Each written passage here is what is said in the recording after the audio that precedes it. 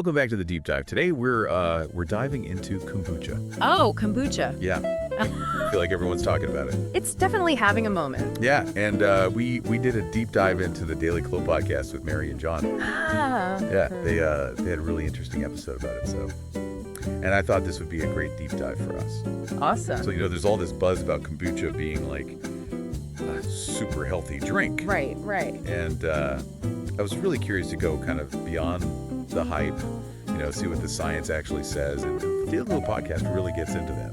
Yeah, they do a good job of breaking down why people consider it so healthy. It's really all about the fermentation process. Oh, fermentation. Yeah. So basically, you have this symbiotic culture of bacteria and yeast, often referred to as a SCOBY Y, and that's what drives the fermentation. And during that process, you get all these beneficial bacteria produced.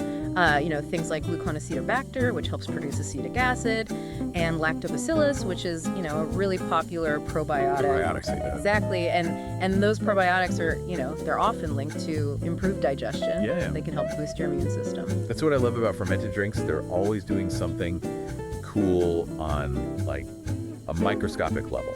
Yeah. It's not just about the taste. It's like a little ecosystem in your glass. Exactly. Yeah. But speaking of history, did you know that kombucha's been around for, like, over 2,000 years? Oh, wow. I didn't realize it was that old. I know, right?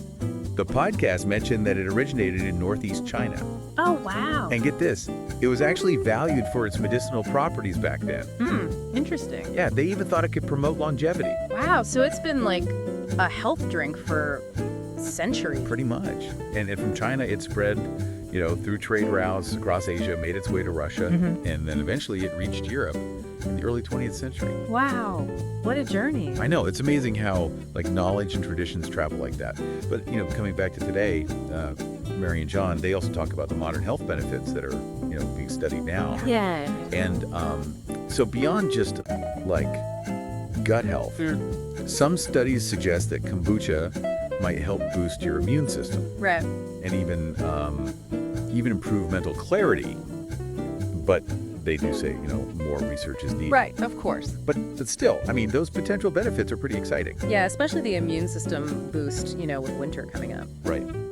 That's what really stood out to me, too. But you know what else I found really interesting? What's that? Mary and John, they actually encourage their listeners to try brewing their own kombucha. Oh, wow. I know. And they even, link to some guides in their show notes.